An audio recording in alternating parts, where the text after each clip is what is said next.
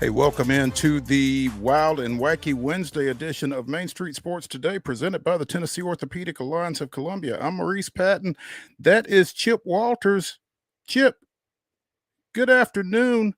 Chip decided to come back. He had such a good time last Wednesday that we were actually able to lure him back for a second week, and much appreciated as, again, Wade Neely is wrapping up his vacation, should be back with us by the end of the week. But Chip, happy hump day. Happy hump day to you too. I was unaware that I was going to break the internet last Thursday when we had that issue, but that's fine. We're back today. We're going to have a good time.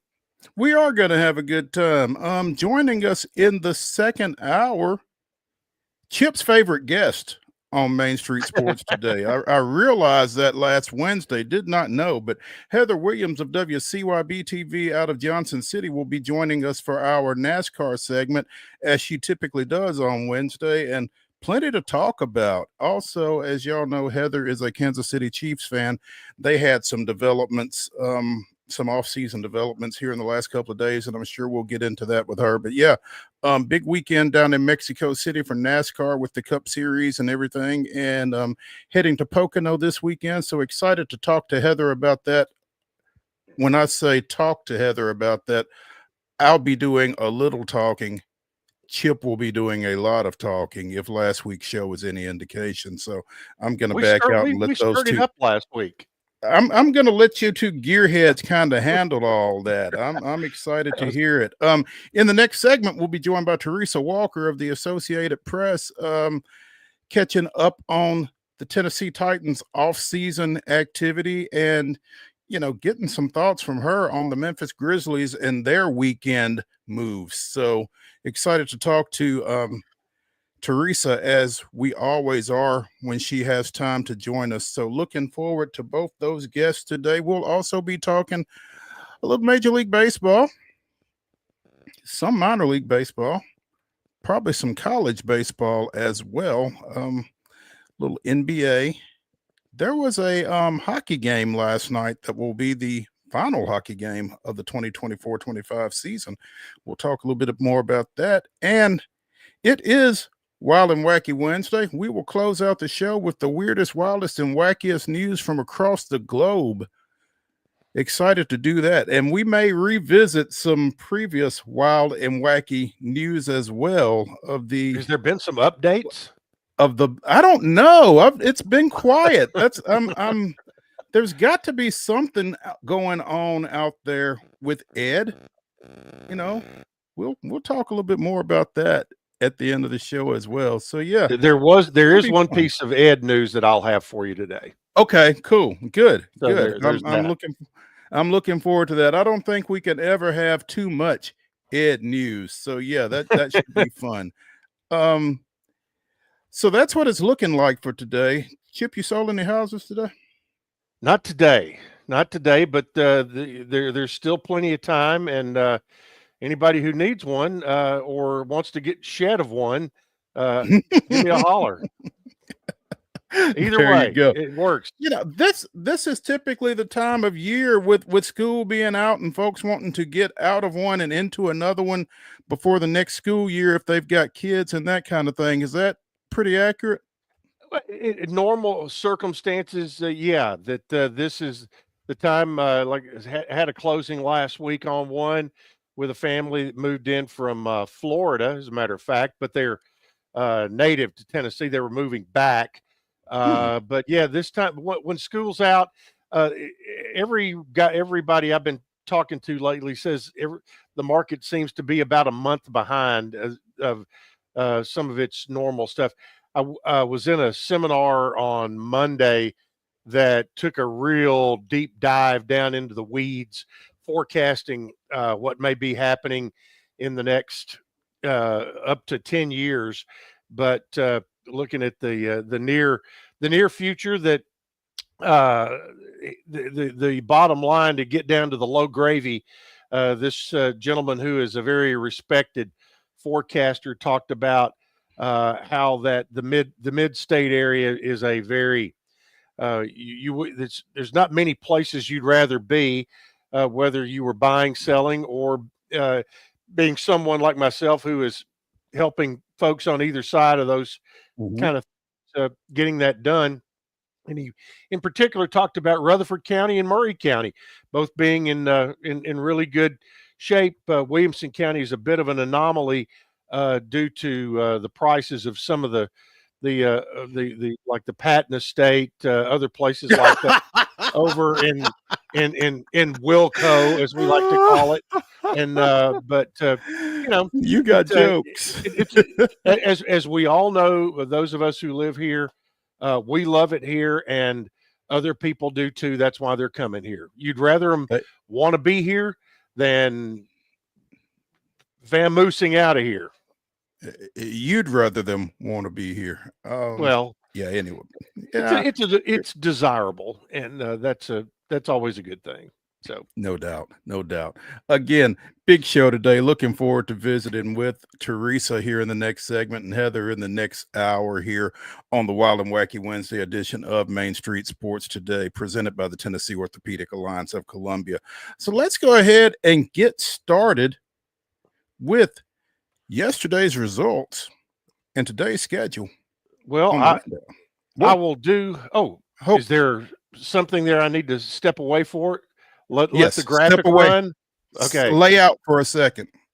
This is the rundown. To you, Chip.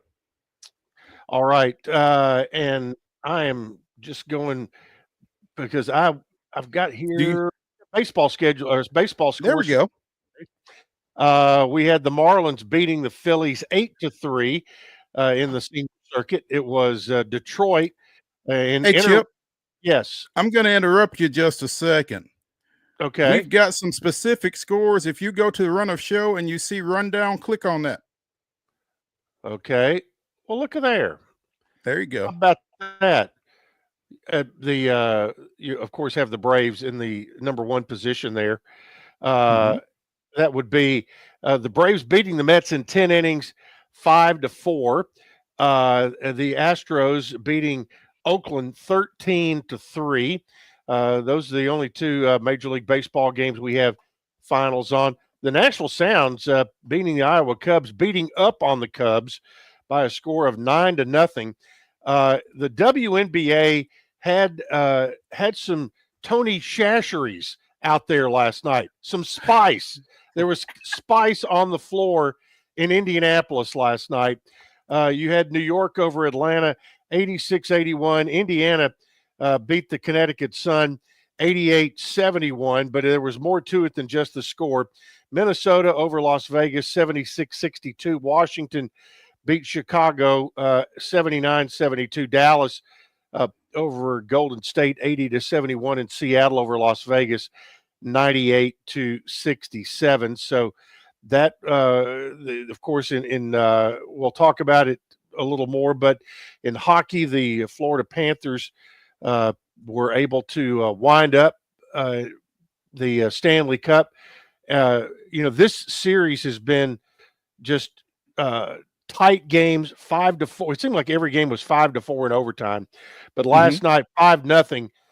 Florida had blood in the water, obviously, and they scored early but of course a lot more to talk about on that. But congratulations to them. They win the clinching game in dominant fashion.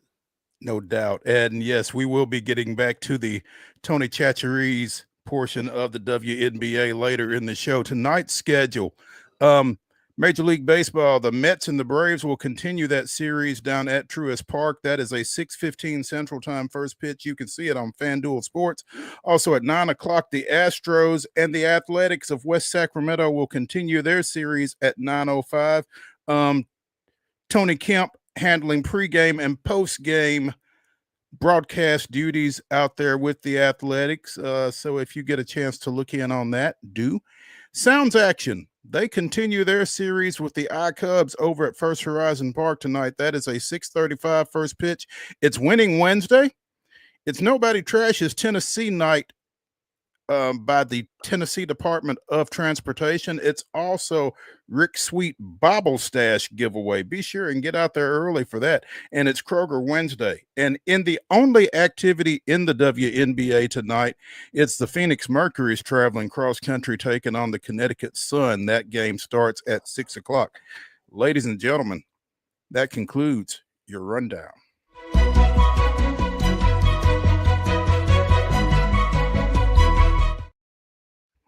Your top story brought to you, as always, by the fine folks at Piggly Wiggly and Neely's Mill in Columbia. Be sure and check out their delicious daily deli lunch options available from 11 a.m. until 6 p.m. Also, their hand-cut meats, and everything is cost plus 10% at the cash register. Piggly Wiggly, Neely's Mill, Columbia, bringing you our top story. And as Chip mentioned, the Florida Panthers, I guess if one was good, then two is better. For the second straight year, they are your Stanley Cup champions, defeating Edmonton 5-1 last night to win that series 4-2. Third team to go back-to-back since 2000. The first since Tampa Bay did it in 2020 and 2021. So your last two back-to-back winners have been in Florida, and they said that hockey wouldn't survive in the South. So, well, it has flourished. Apparently, I mean, what's that? 2021, 22, 23, 24, 25. So 4 of your last 6 Stanley Cup championships have been won by teams not just south of the Mason-Dixon line, but in Florida.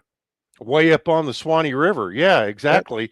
And then you've got one, you know, it hadn't been that long since Carolina won one.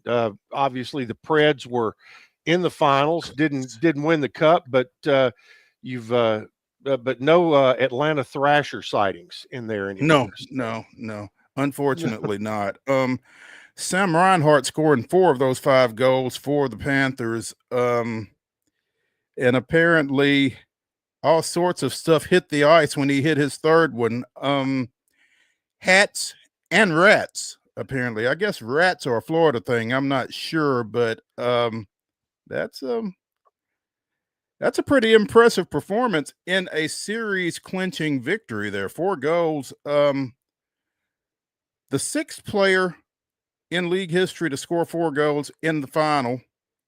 The first since Maurice Richard in 1957. The Rocket. It's been a while. Yeah.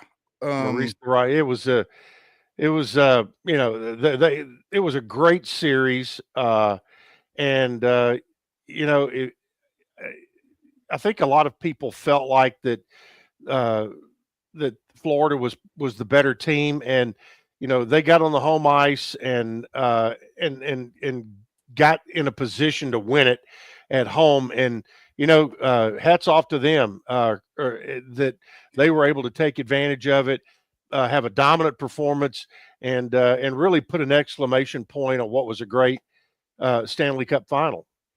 Yeah, you know, to your point that you were making a little bit ago, you had, I guess, 3 of the first 4 games went at least 1 overtime. 1 of them went 2, but Florida was pretty dominant in the other 3, winning 6-1, 5-2, and then 5-1 in the decisive game 6 last night. Panthers clearly the better team, feels like. I mean, Edmonton pressed them at times, but not throughout. And for the second year in a row, apparently the Panthers have won 11 of their last 12 playoff series, by the way. So that's some solid stuff. The best team, the best franchise in the league resides the furthest south in South Florida. Believe it or not, here's a little piece of trivia for you. There was a guy named Kevin Grove who I was in college with. Matter of fact, he lived down the hall from me in Smith Hall at MTSU, and for about 10 years was the manager of that arena in Sunrise, Florida. Oh, wow. So that's pretty cool. It all comes full circle. There's always a Nashville connection, man. It's pretty amazing. You said he was. I assume that he is no longer.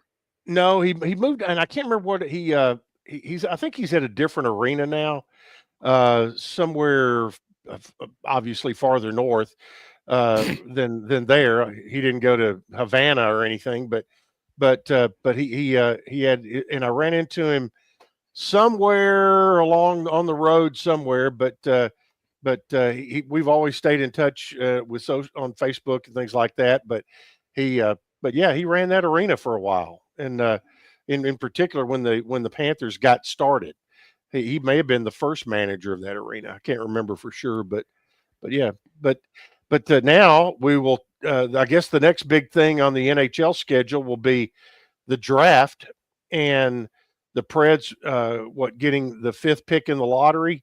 So they will, they're obviously going to get a good player, and right now they need it. And I think last year was one of those years where you looked at them and thought, they should have been. They were not as good as the sum of their parts. Most of the time, you like having a team that's better than the sum of their parts. And last year it was just kind of the opposite. They had, they were snake bit, just did not play as well as they had at the end of the previous year. When Andrew Brunette came in and kind of gave them a fresh start. So we'll see. He's gonna have another year. There was some some conjecture that he might not be coming back, but Barry Trotz believes in him, and there will be at least one more year of Andrew Brunette. So we'll see how they reform this team going into the 25-26 season. Yeah, it's going to be interesting to keep an eye on, I think, because, for so deep into the season, it was like, well, they made so many additions. They need some time to gel and that kind of thing. And they really got the benefit of the doubt with that roster that they had put together. And eventually it became, the reality that this isn't working. And just a lot of people that did not have very good seasons all at the same time. So it'll be interesting to see how much they run it back and how having a year under their belts and having a year under Brunette's system, elevates their play this time around. And, for all of the coaching changes that took place during the course of the season and all the coaching changes that took place after the season, you got to feel like Brunette's got to have a good start. Yeah, I would think, and there's some good coaches that are available out there that have proven track records. So, it'll be interesting to see how long the leash is, and TERESA will have some. She'll be able to chime in on that just a little bit, but if you were a Nashville Major League Sports fan over the last 12 months, it has not been a ton of fun. Right now you've got the soccer team is playing great guns, but they kind of came out of the ash pile. It had been really bad. But you saw we've seen what a change of coach can do, or a change of team manager, whatever term they use. But they have turned things around in a hugely positive way. And, so the Predators need to do the same thing. The Titans feel like with a number 1 draft pick in Cam Ward, you don't want to get in a position where you have the number 1 draft pick again for a long time. And you hope that this is the guy that leads you out of the wilderness to where that's not part of your cards for next year. So absolutely, we'll yep. Let's take a break here on Wild and Wacky Wednesday on Main Street Sports Today, presented by the Tennessee Orthopedic Alliance of Columbia. When we return, we'll be joined by TERESA Walker of the Associated Press. Stay tuned.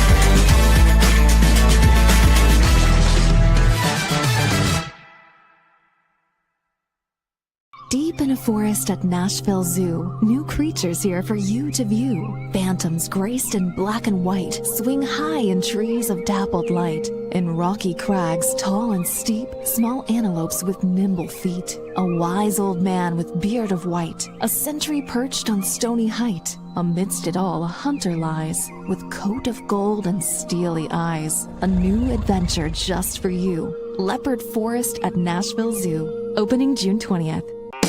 Busy bee, yeah, busy bee. If you need... Hold on, y'all, hold on. I need to make a call. Hey, this is Brianna with Busy Bee. I'm giving you a call to let you know your technician is on his way. 833. Oh, busy bee. Guys, not yet. Not yet. Busy bee, oh, Now busy ready, bee. guys. Call 775-7833. Custom Stone Handlers supplies over 600 distributors and suppliers with quality stone products. Along with Riverstone, we produce and distribute over 100 building, landscape, and other bulk products. Our goal is to provide quality products, service, and partnerships to ensure our customers' success. We firmly believe the measure of any person or company is how you treat other people and customers. Give them a call at 931-490-4990 or visit CustomStoneHandlers.com.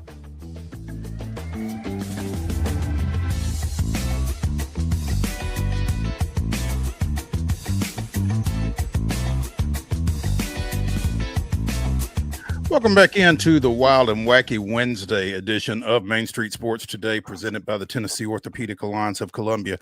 I'm Maurice Patton. That is Chip Walters sitting in for Wade Neely, who gets back on Friday. And we're pleased to now have with us from the Associated Press, the queen of Tennessee sports media. It's TERESA Walker. T, good afternoon. Hi, guys. Hello. Good to see you, Chip and Mo. If you hear a little bit of a low-level hum, sorry, but Roscoe is planted right in front of me next to the mic. And I was stunned to see how well it picked up even his low little purrs. Cats, welcome here at Main Street Sports Today. So not a problem there at all. T, we appreciate you taking some time with us. So tell us what's going on out at Ascension St. Thomas Sports Park, because I can't keep up. Well, the off-season program is almost over. They finished up the 3-day mini camp last Thursday, and this week is just for the rookies. They wrap up Friday, and then it is break time until July 22nd, and that's when they report back, and then they're on the field the next day, starting the ramp-up process. And the NFL within the last few minutes has sent out a list confirming the joint practices. We kind of already knew that they were going to do a joint practice with the Bucs before their first preseason road game. They're going to do another with the Falcons before that. The Falcons have put out information how to get tickets if you're, close enough and you want to make the drive down and see two NFL teams for one, in one day. You can go on down and reach out to the Falcons website and get those. And and that's the thing. In this day and age with a 3 preseason game schedule, those joint practices are crucial for a team, especially a team with the Titans with 48 new players. Think about that, a 90-man roster in training camp.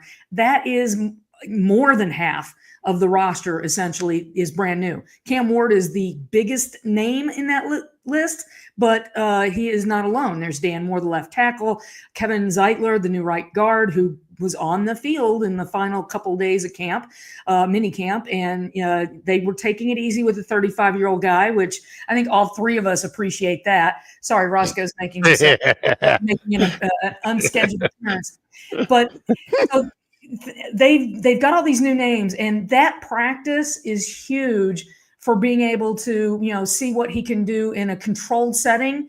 But it's more than what you'll get even when the Titans put on pads, because that they don't know what you're doing, and they are trying to get to him. They won't tackle or sack Cam Ward in those practices, but they'll apply pressure from places he hadn't seen.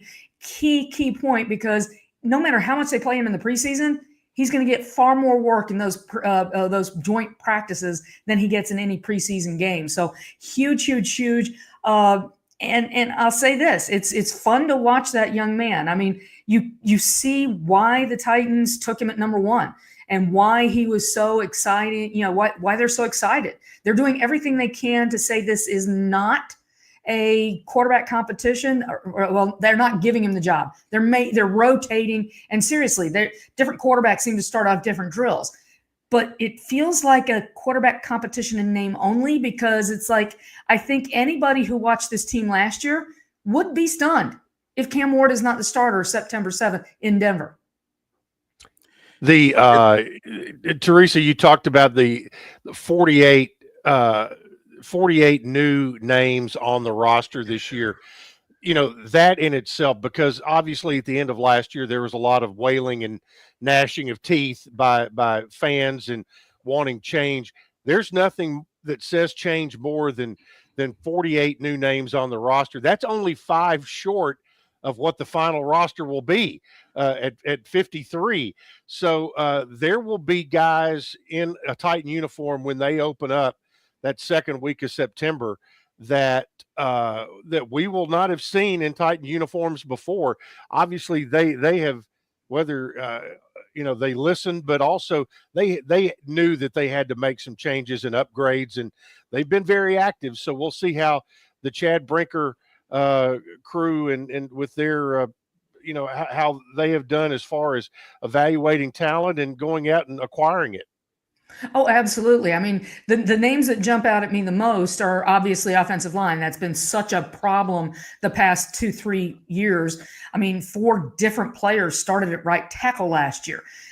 So the fact that you've got J.C. Latham moving back in his second season, the place he played in college at Alabama, he's lighter, he's 30 pounds down, trying to lose another 10 to 12-ish. So he looks completely different this offseason. And he didn't help that he cut his hair either. No, that was the first one. But then when you blossomed up close to 370 at the end of the season, and now you're down to 330-ish, 337, I think, or what. But he said he was down 30 pounds. I mean, that's 337 in the day he talked to us the first time during the offseason. And it's like anybody who's lost weight, you just feel lighter. And that allows him to move quicker and be more comfortable and deal with the speed rushers that you face on the outside in the NFL. Dan Moore, I mean, I know that the PFF numbers that are out there on what he did in Pittsburgh, and I know that they had a winning season last year, but, come on. Did you see all the quarterback issues they had up there? There's a reason they went and signed a 41-year-old man, for goodness sakes, in Aaron Rodgers. So he came here, Dan Moore, confident that working with Bill Callahan, the offensive line guru, who literally designed sleds. There's a new sled out there that I'd never seen before, but it looks like an offensive line protecting a pocket. And it's like, I've talked to people who've been offensive line coaches, and they're like, I don't know why somebody didn't do this before. I mean, the NFL's only been around for more than 100 years, and right. So you can figure out new ways to teach dogs tricks. So, Moore's wanting to work with Callahan. Kevin Zeitler, he talked about how when the Lions played the Titans last year, he saw some of the talent. Yes, that ended up being a blowout by Detroit on their way to the playoffs, a deep playoff run. But he said, I saw talent here, and I saw what could happen, similar to what happened in Detroit. And so those pieces with Lloyd Cushenberry coming back, he's on target to be ready for the start of camp. That with Cam Ward, I think is going to give this offense a big chance to move forward.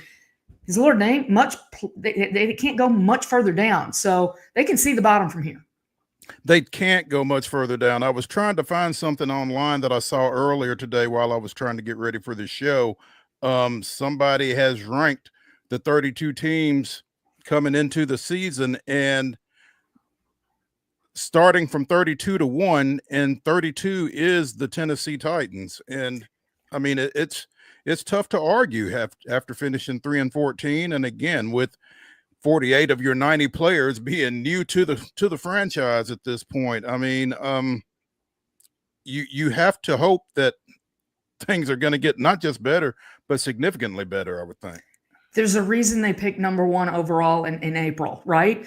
And that's the thing. So until they go, and this is true every offseason, even when they came off of playoff seasons, and that's true for as long as they've been in this state. I've covered them since they first had boxes delivered to TSU for training camp in '97.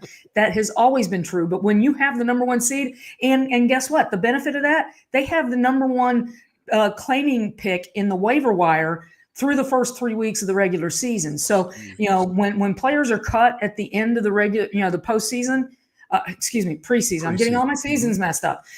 This team hadn't seen the postseason in a little bit. So once the preseason is over and those final cuts hit, they can go through and add. So even when that, guys don't celebrate too much making that initial 53-man roster. I won't be surprised if 3 to 5 players end up being swapped out, because they are looking to try to get better. And when you win 3 games, there's lots of room for improvement. So, guess what? Go out and 6 losses. I've double checked my math. 6 losses by 8 points or less. So, Cam Ward with, Tyjae Spears healthy, Tony Pollard in the backfield, Tyler Lockett, Van Jefferson helping Calvin Ridley and that receiving core, and who steps up from the rookie draft picks that they added to the receiving core. They should have a chance to maybe win half of those type of games this year. And if they can win half of those, then guess what? Suddenly you're in the 6 to 7 win territory. Doubling your win total not only shows a big step forward, it also puts you in the mix. I know nobody wants to hear that, but nobody had the Washington Commanders.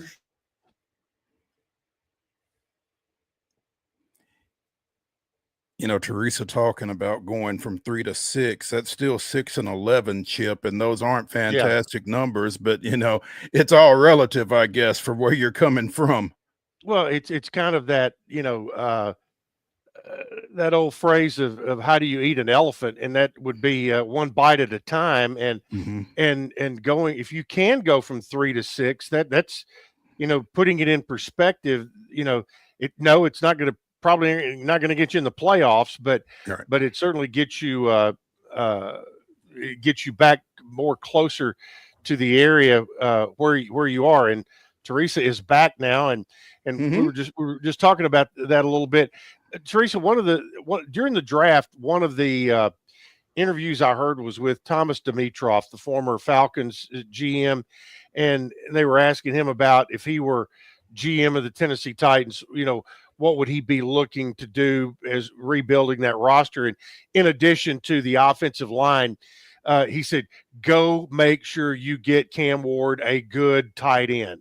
From what you have seen during minicamp and during OTAs, do you feel like they've addressed that and are in good shape in the tight end position because that guy, not only from a blocking standpoint, but can be a huge asset in the receiving game with the short game? Well, I'll say this. Very impressed with Gunnar Helm, the Texas tight end rookie draft pick. I mean, he is showing some good hands, the ability to get down the field with a catch. But let's not forget, they do have Josh Wiley and Chikonko. So those are 2 that are going to have to show that they can be that as well, because if more than one steps up, all the better. But, what can I say? Cam Ward has done a lot meeting, getting his fellow rookies together, but, 5 a.m. in the morning to go over that day's practice script, to review film. They watched all the games from last year. I mean, he's trying to make sure that he's on page with each of his fellow rookies, and that can't help but bleed over. And I think that Gunnar Helm, trust me, there were a couple of catches where I kind of flashed back. Who is Steve McNair's favorite target? Led the team in receptions for 3 straight years, the late Frank Wycheck.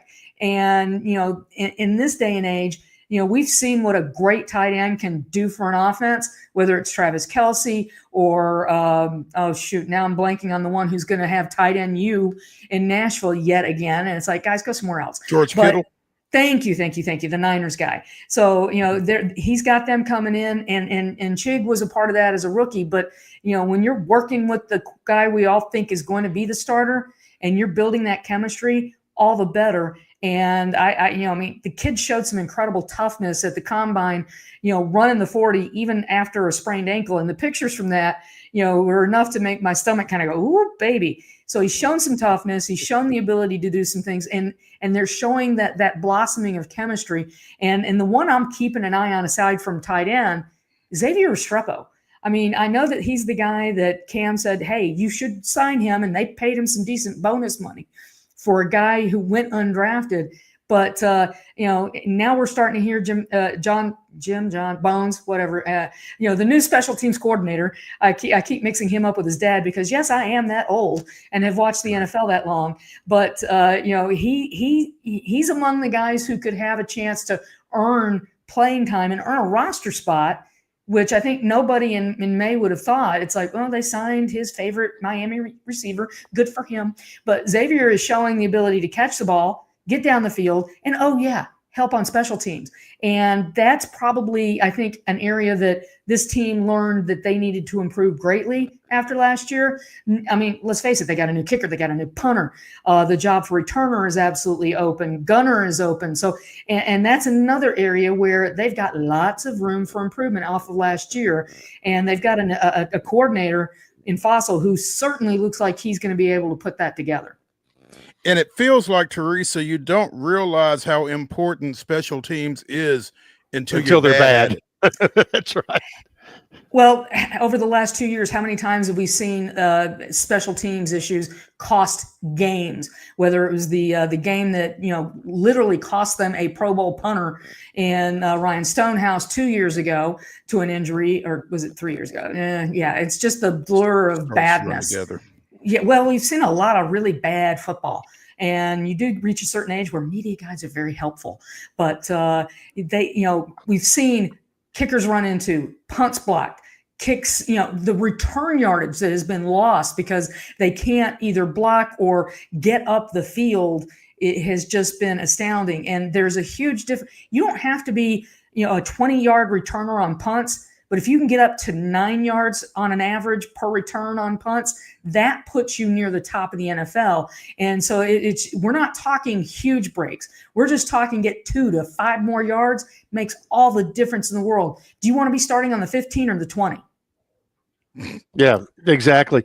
And, and they're in a position too. And Mo and I were talking about this the other day, talking about Middle's football team, and the Titans have a similar situation. They've got to be able on defense to get off the field on third down. They've got to be able to get better at that, and they've also got to get themselves better on third down offensively. How do you do that? Well, you get better on first and second down, and they have been horrid on first and second down. And if you improve yourself on those two downs, you're automatically going to make yourself better on third down conversion rates. Well, Chip, that's the incentive for all the changes that Brian Callahan made this offseason. He changed up how they approach the offseason, the breaking of the team into teams, 8 different teams with a team and an assistant captain, and giving points and taking away points, trying to eliminate the things that can hurt you the most, jumping off sides, jumping into the neutral zone, holding, and when you hold, you're usually out of position. Sometimes it's because a guy just flat out whipped you and you're trying to slow him down so he doesn't kill your quarterback. But a lot of those are because, you struggled maybe with some technique stuff. So they're trying to clean all that up. That was the focus. And by changing up the locker room, these teams were designed to have guys that you might not normally talk to if you're an offensive player, a defensive player, hold them accountable. Hey, dude, we're at the bottom of the standings. Those standings are throughout the building. They can see where people rank, and they can see where each team is, where who on those teams are costing points, not gaining points. Now, Calvin Ridley said, I'm the only receiver on my team. I've got a lot of linemen. That makes it tough to get points. But, when there's some teams there that, you're getting deductions when you give up a sack or when you jump off sides, the kind of things that, that you can control. They're trying to take those out of their skills and so that they can just play and execute, because 1st and 10 is a lot easier to gain some yardage than when you're backed up 1st and 20. How many times did we see that last season? Not just offensively, but defensively. How many third downs can you think of immediately and a DB or somebody got flagged for either interference or, hitting the quarterback late? The kind of things, effort stuff is going to happen. If you're in position, the Titans understand that. The coaches get that. But the stuff that they can control, they want to cut out, because that's the third down percentages. That's where you hurt yourself. And there was a great question to Cam Ward about making off schedule plays. And he's like, no. I'm out here trying to convert first and second downs so that, because that's what makes third down manageable. And, off schedule plays, think Patrick Mahomes running up the sideline or throwing that little curveball underhanded pass. Those are the kind of things that we think Cam Ward can do at this level, but he is trying to make sure that he keeps those to a minimum, because guess what? He wants to keep the chains moving. First and second down does that offensively, and how you play on first and second down defensively, same thing. Yeah, don't play 2 good downs defensively and have the opposition at 3rd and 7, then screw up and give up a 5-yard penalty, and all of a sudden they're dealing with a 3rd and 2. And again, that goes right back to the accountability of what they're talking about with these 8 different mini squads on the team. I'm reminded of a former coach. Stupid stuff to hurt the team. Yeah, some things remain. Absolutely. Every sport, but particularly in football, when you've got maybe, in a tough game, maybe you've got 50, 59 plays, and the better you play defensively, you can get your offense more plays. But again, getting off the field, staying on the field, it's old school football, but it is the thing that you can do first to help yourself win. So if they can clean up those penalties, clean up the mental mistakes, and that's one thing I noticed last week. They said that they've seen that improvement just in the offseason program. Some of the mental errors that guys can easily fix, technique things, they are seeing that being cleaned up. And I think that accountability is big in sports. And, we've seen players come through this franchise that you would not put on the accountable list. And and the teams that have had the most success is where you don't, guys are standing up and saying, that was me. That was me. That's on me, and taking that blame. So they're holding each other accountable. And when you're doing.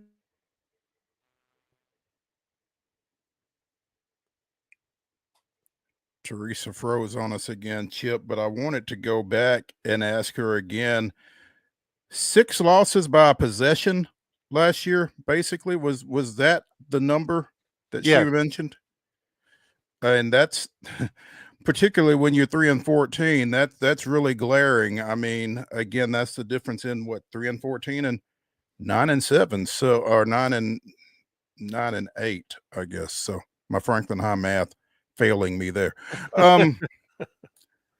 So, she's seeing improvement out at Ascension St. Thomas Sports Park as they wrap up off-season work, get ready to take a break, and get ready to come back for the preseason. And I guess at this point we have lost Teresa. So let's I hate that, because I wanted to ask her about the Grizzlies and that trade that they made over the weekend with Desmond Bain going to Orlando, and the players and the picks that they got back from the Magic, and how that's all going to work out. So we may have to try to get Teresa back on again, and hopefully she can work on her internet in the meantime.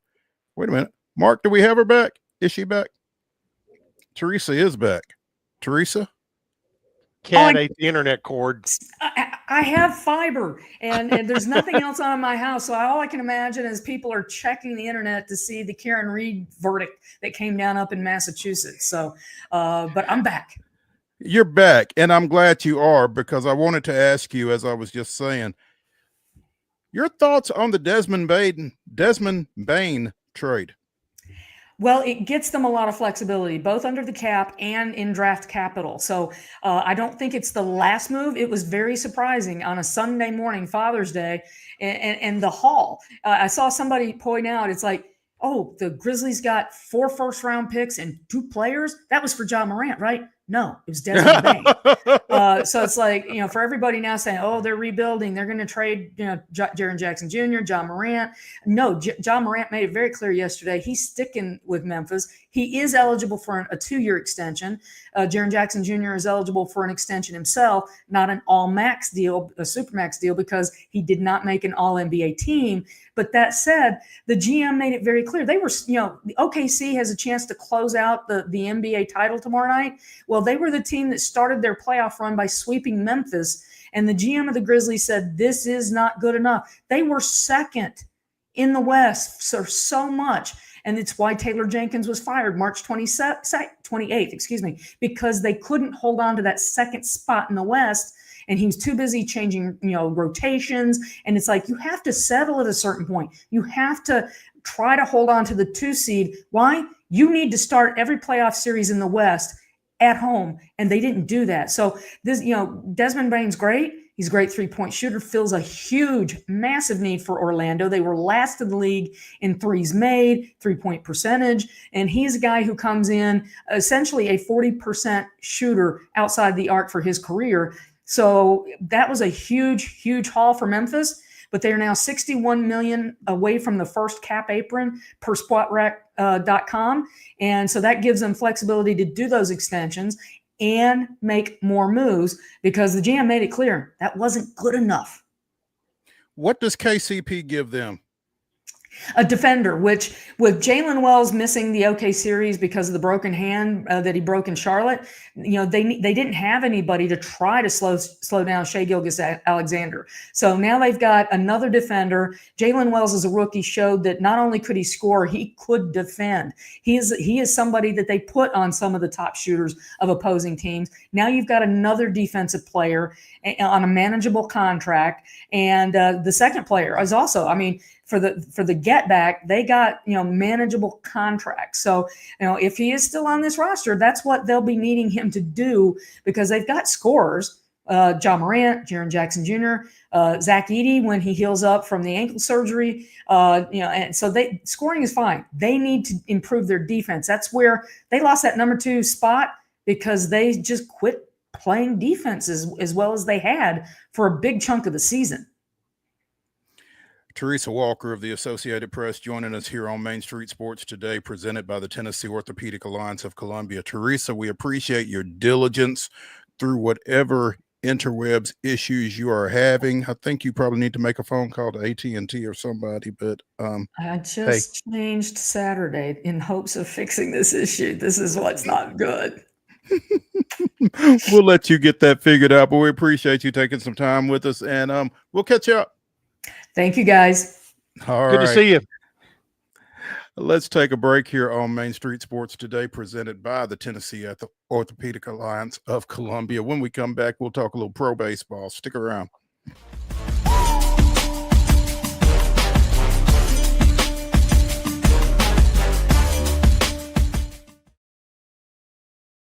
If you want the latest in weather conditions, be sure to tune in to our Busy Bee Plumbing Weather Report each weekday on Mornings on Main Street. Brought to you, of course, by Busy Bee Plumbing, Heating and Air Conditioning. We will keep you updated on the latest conditions outside, like severe weather, heat, snow, rain, and even hail.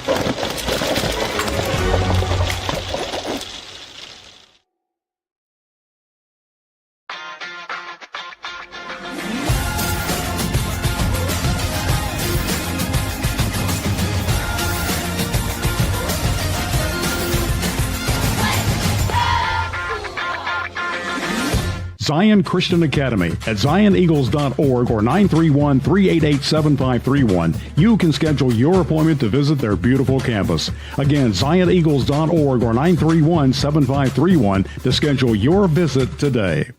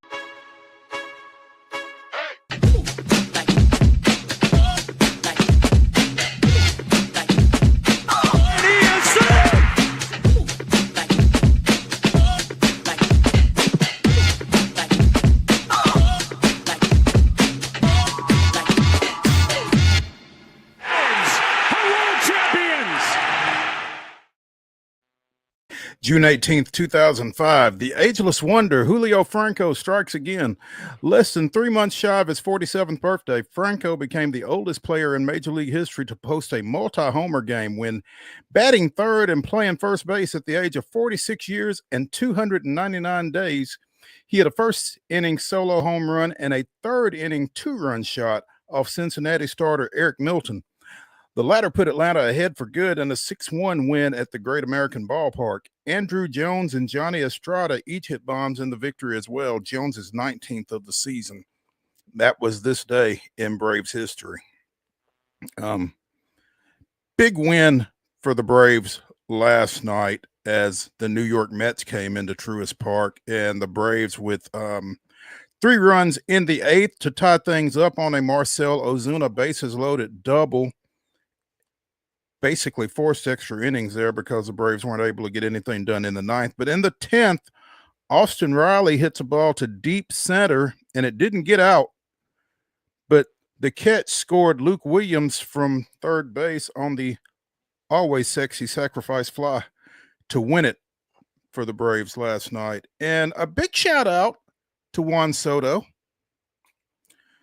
whose solo home run in the first gave the Mets the early lead, but got doubled off.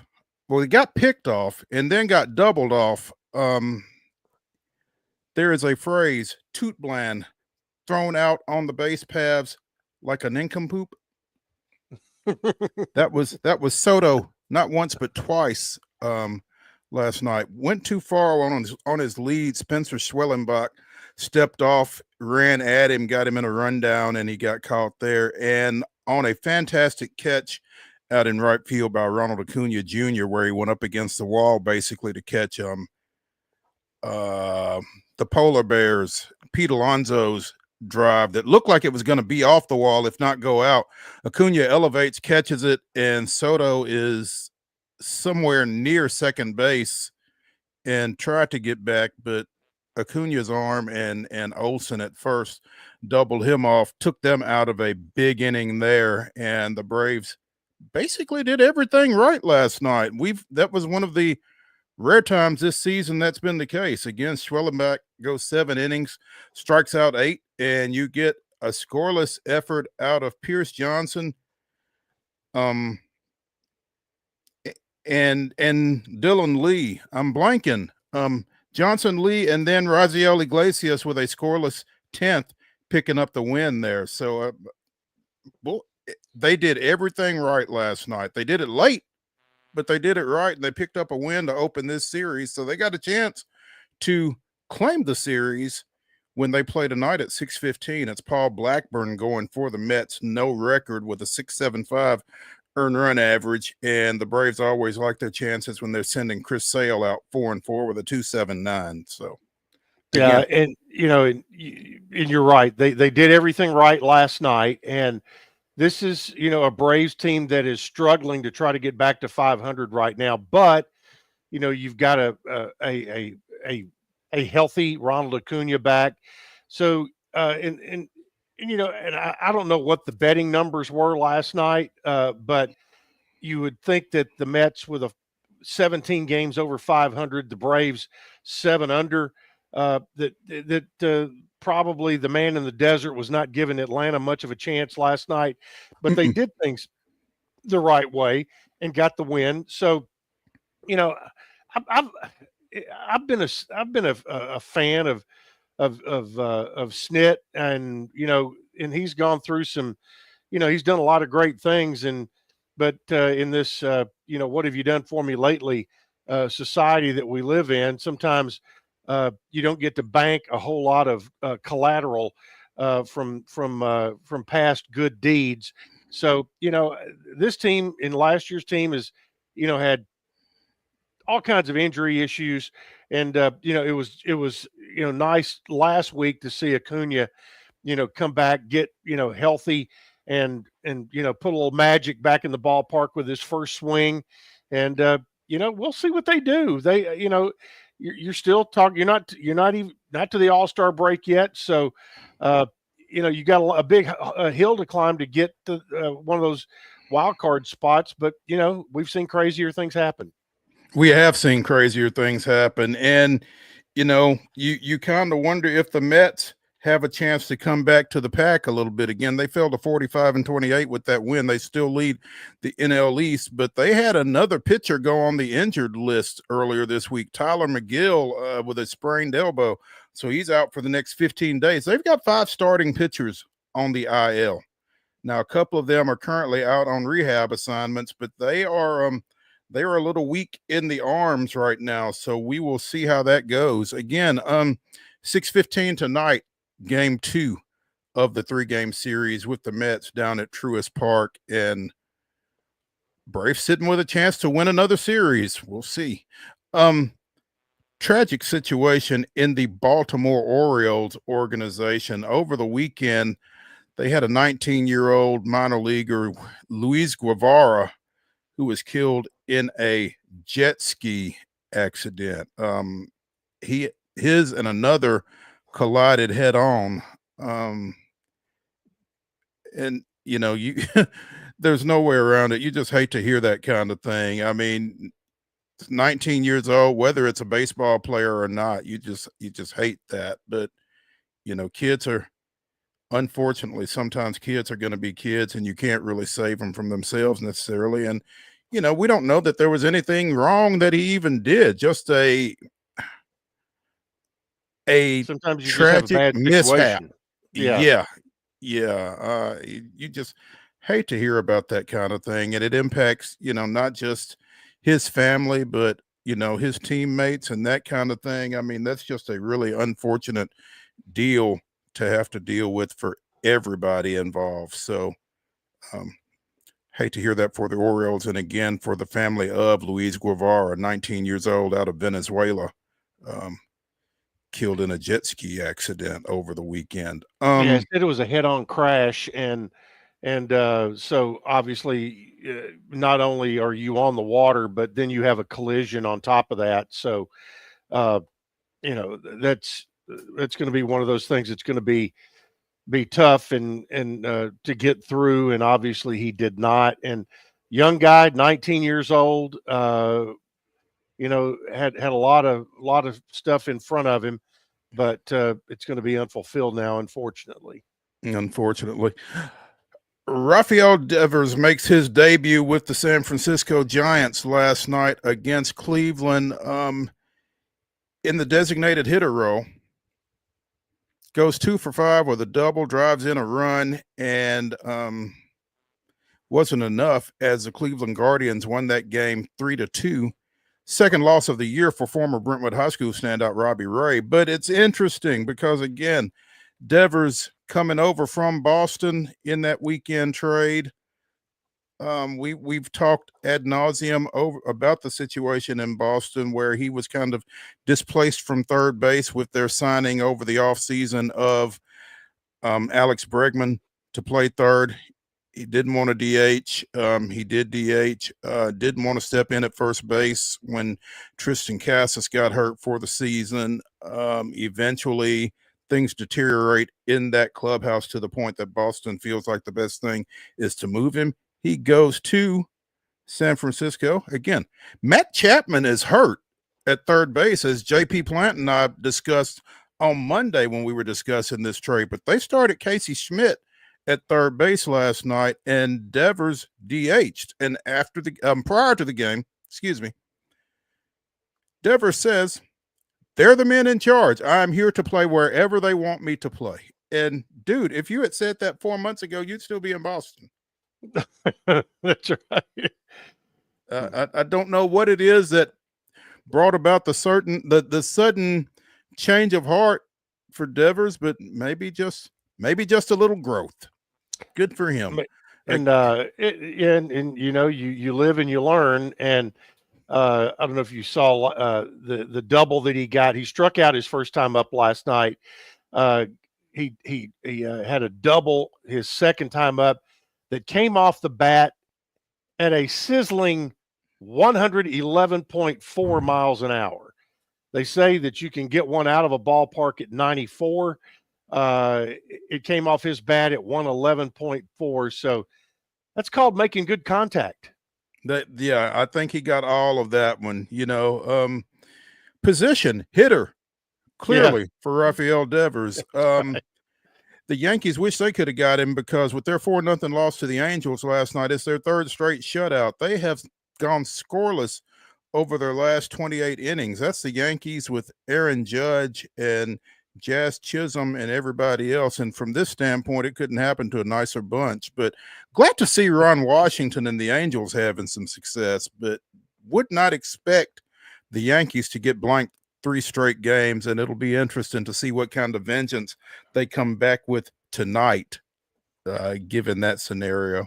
It's kind of interesting. It's kind of fun to watch them. The Angels have some success with Ron Washington. He's a guy that you can't help but root for. It's been some good times in Atlanta, and when sometimes at night I get down those rabbit holes on YouTube, whatever, watching those Ron Washington little instructional videos where he's working with, first baseman, infielders, things like that. And you understand why a guy who's given his life to the game. He's somebody you want to see have success. Absolutely. As we mentioned in the rundown, the Sounds with a 9-0 win over Iowa to open their 6-game series at First Horizon Park. Andrew Vaughn, who came over in the Aaron Savali trade with the Chicago White Sox over the weekend, hits a grand slam in the 7th inning for the Sounds, one of 3 home runs that they had in that shutout victory. Bobby Dahlbeck and Oliver Dunn homered as well. Again, they play again tonight at 6:35. It is Rick Sweet Bobble Stash night. Get out there. It sounds like to me that Jeff Him came back from his mid-season vacation with a lot of energy last night. I would think so. he did. Max Hers giving him the week off up in Norfolk, and that worked out well for everybody involved. So that's right. Have you seen the Sounds social media post today? And it's one of those where somebody's holding up a sign and all the players come by and answer a question. And the question of the day was, can you grow a mustache like Rick Sweet? No. And the answer 100% was no. No. I'll answer that for them. That was a real short clip, I would imagine. Hour number 1 of Wild and Wacky Wednesday here on Main Street Sports Today, presented by the Tennessee Orthopedic Alliance of Columbia, is in the books. When we come back for hour number 2, we'll get into the grab bag. We'll start out in Omaha, where the Chants look to be in control right now, but things change in a hurry, especially with Louisville involved. Stick around.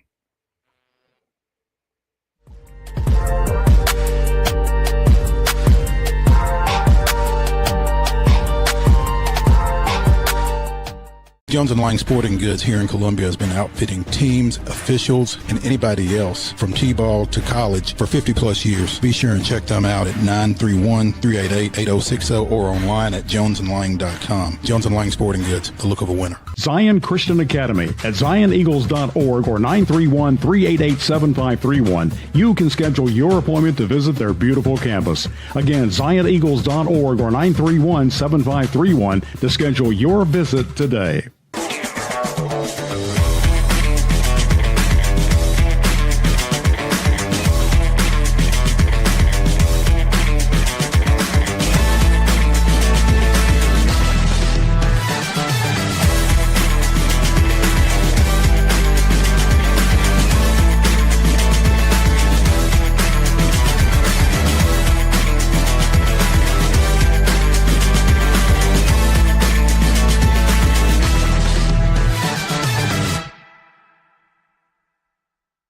Custom Stone Handlers supplies over 600 distributors and suppliers with quality stone products. Along with Riverstone, we produce and distribute over 100 building, landscape, and other bulk products.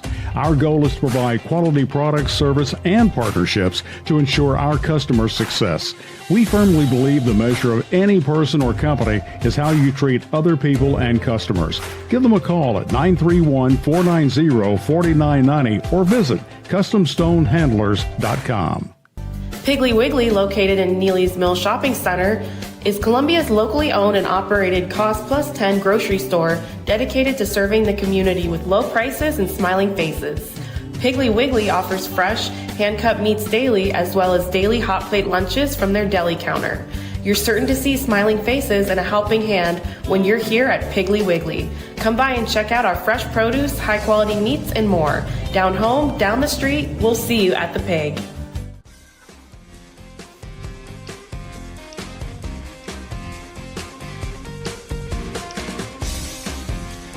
It's hour number 2 of Wild and Wacky Wednesday here on Main Street Sports Today, presented by the Tennessee Orthopedic Alliance of Columbia.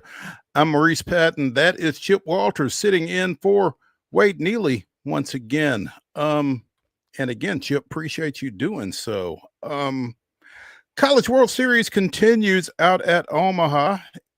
They're down to their final 4 teams. Let's set it up first of all, because yesterday was a long day. Starting with UCLA and LSU having to complete their game that was suspended from Monday night. LSU knocks the Bruins off 9-5. In the game that had been scheduled as the early game, it was Louisville defeating Oregon State 7-6. That was an elimination game. The Beavers head back to Corvallis with that loss. The late game last night, UCLA falls to Arkansas 7-3. So we're down to 4 teams. Coastal and Louisville, who are playing now. LSU and Arkansas, who are meeting for the second time in Omaha after LSU won that opening game on the, Saturday night, I guess it was. Yeah. Coastal was up 6-0 as we went to break. They have scored twice more since. It's the Chanticleers 8, Louisville nothing, and the Chanticleers about to put themselves clearly in the driver's seat. Clearly, absolutely, because this will put them in the best of 3 championship series with a win here, as would LSU with a win over Arkansas in that 6 o'clock game. And again, we talked to Chris Lee from Southeastern 16 last Friday as we looked at Omaha, and he kind of predicted LSU winning that matchup on Saturday night, but felt like Arkansas would win the whole thing. Arkansas still alive, obviously, getting that no-hitter on Monday. That was impressive. Against Murray that was State. Impressive.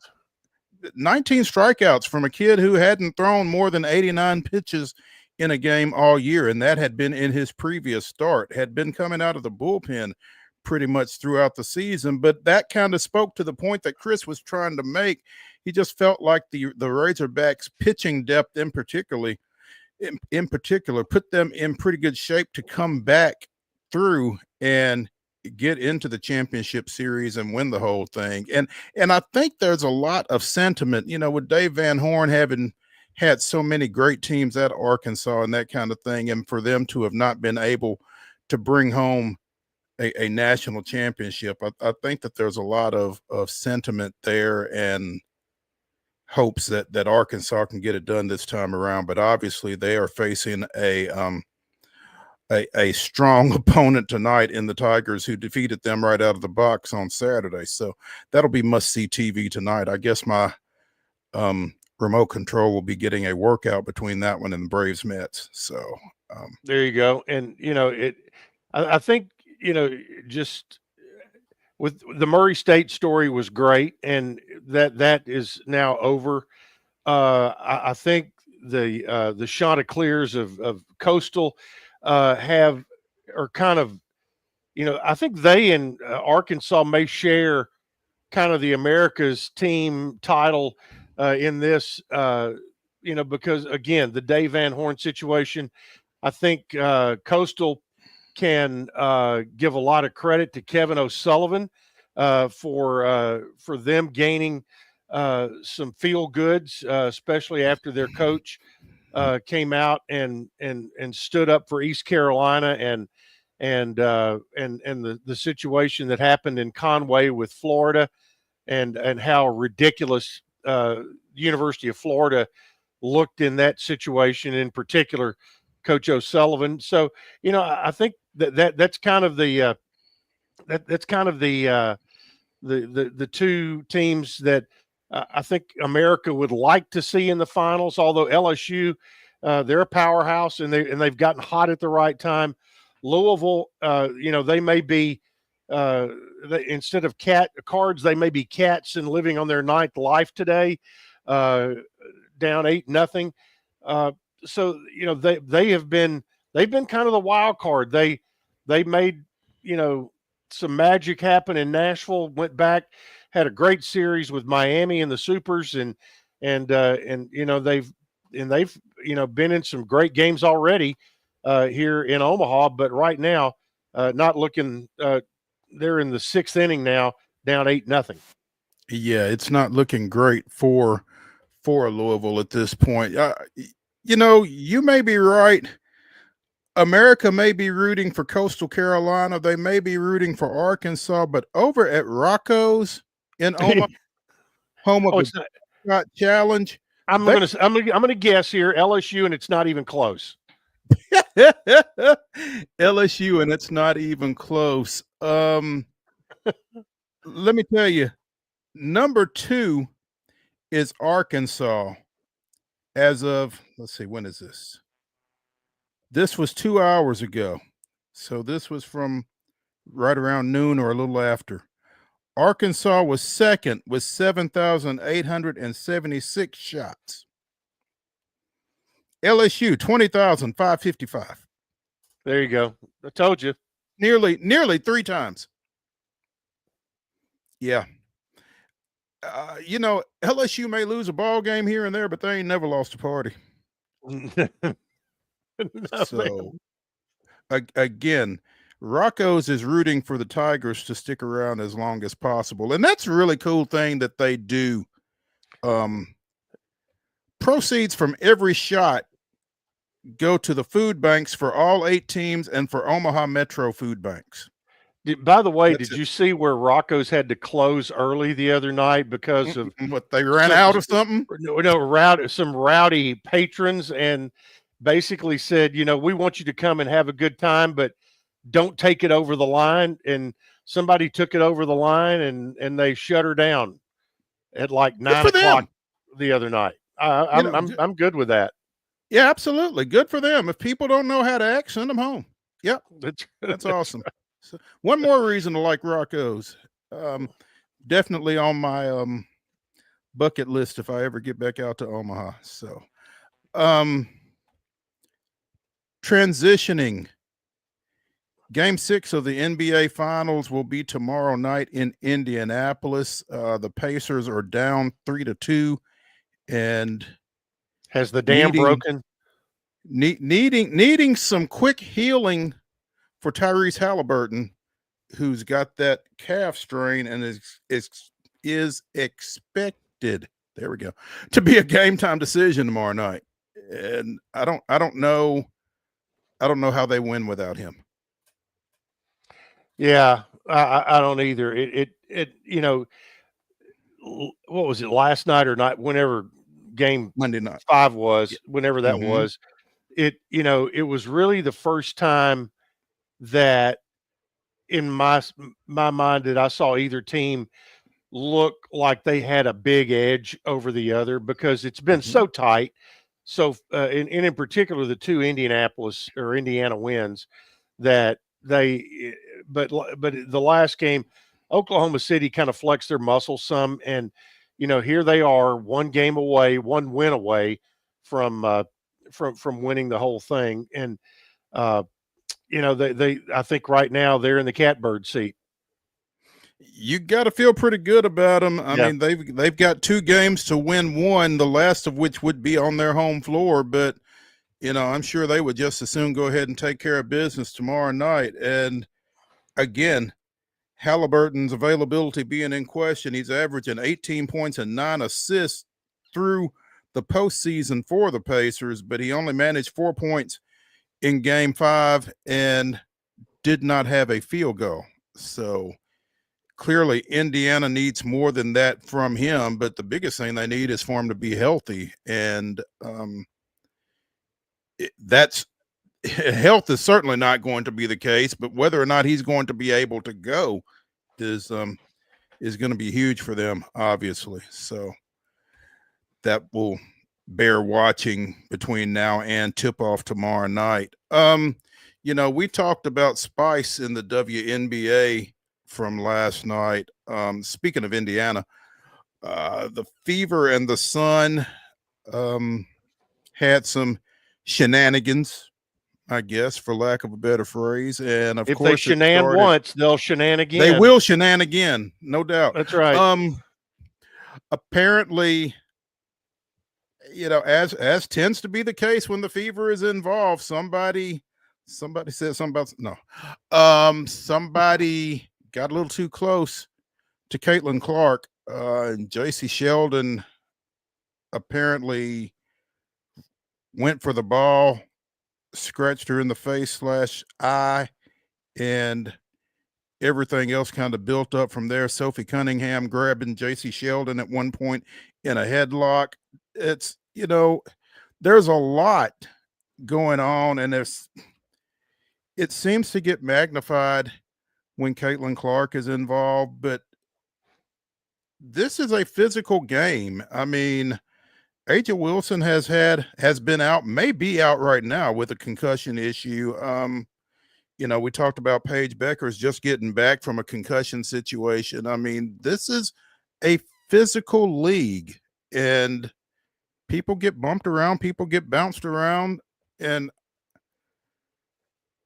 there are those that apparently don't feel like Caitlin Clark is supposed to be. I don't know, but it's interesting to watch this evolve, and I wish folks that watch the Fever would watch other WNBA games and come to the recognition that this is going on across the league. Now, maybe the officials could do a better job of policing a lot of this, but they could police it in a lot of other games with a lot of other players other than the Indiana Fever and Caitlin Clark. And there is a good amount of ridiculousness that does go on across this league. And talking to an official who shall remain nameless, but not the one you think. Okay. Not the one you think. This is another official who has officiated in both in both leagues, says that the amount of shenanigans and ridiculousness in the NBA is way more than in the NBA. Most of the time, the NBA guys, there's some trash talking and stuff, but it gets totally out of hand in the WNBA.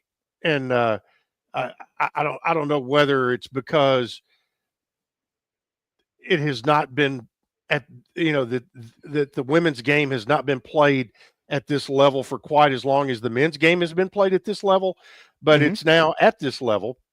Right. And there are, I mean, there are camps set up. I mean, the pros and cons. If you're either, sometimes it's around individual players, whether it's Angel Reese or whether it's Caitlin Clark or whoever it may be, and that there's grudges held and stuff like that. But it's a lot of it is sometimes it seems to sometimes that they linger longer in the WNBA. I don't know, but sometimes it's like, okay, just play, because here you've got a great you've got some and Caitlin Clark has been such a showcase and such here's an opportunity to showcase the league, and tickets are being sold in record numbers and things like that. Let's cut out all the crap and play the game. Yeah, that's my 2 cents worth today. There you go. Worth a couple of my milk duds here. Milk duds. There you go. You're killing me. Let's take a break here on Wild and Wacky Wednesday on Main Street Sports Today, presented by the Tennessee Orthopedic Alliance of Columbia. In our final segment, Chip and I will be bringing you the weirdest, wildest, and wackiest news from across the globe. But when we come back from this break, we'll be joined by Heather Williams of WCYB-TV out of Johnson City, talking a little NASCAR. Stick around.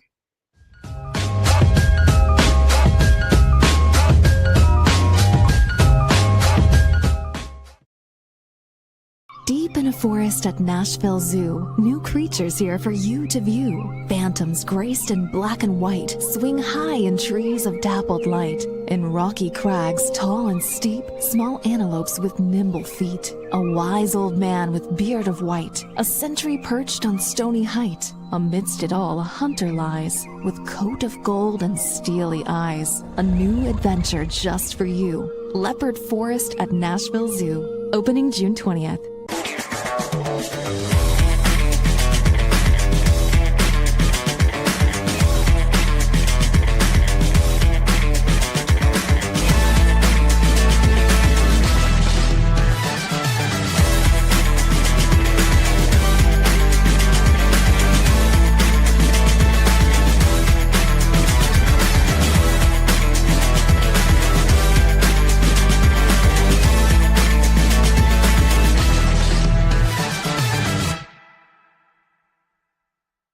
Jones & Lang Sporting Goods here in Columbia has been outfitting teams, officials, and anybody else from T-ball to college for 50 plus years. Be sure and check them out at 931-388-8060 or online at jonesandlang.com. Jones & Lang Sporting Goods, the look of a winner.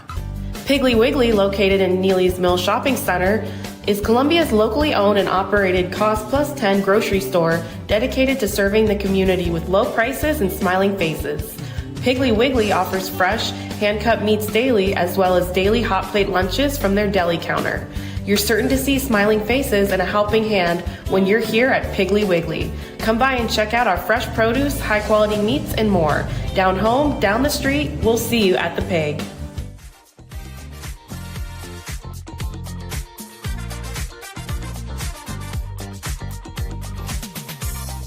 Wild and Wacky Wednesday continues here on Main Street Sports Today, presented by the Tennessee Orthopedic Alliance of Columbia. I'm Maurice Patton, that's Chip Walters, and we are joined now by Chip's favorite guest on our show, Heather Williams of WCYB-TV out of Johnson City, to talk a little NASCAR. Heather, good afternoon. You know, it's funny because I was sitting there looking at that plate thinking, I can't believe I am on the same show as Chip, Maurice, and Teresa. Like, I don't belong in this group. I mean, these are legends here. Oh, listen to you. Stop it. Stop it. Stop it. We appreciate you taking some time with us this afternoon, as you do on most Wednesdays, to talk the oval or the street or whatever it is that they are running on in that particular week. Heather, why does Carson Hocevar hate Mexico City? Oh gosh. You know, honestly, Carson put an apology out there, and honestly, a lot of those apologies, first of all, I'm sure he was forced to do the apology, right? But I do honestly, but I do honestly believe that some of what he said in there was honest, right? He is a little country kid from a small town in the middle of nowhere, Michigan.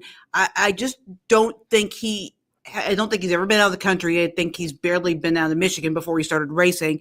I just don't think he knew, which, you know, part of being 21, 22 and dumb is you don't know not to open your mouth about things you don't know about.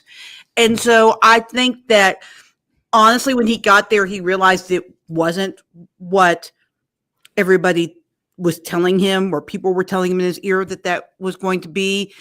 But see, the mistake that he made, as opposed to he's not the only person that said bad things about Mexico City.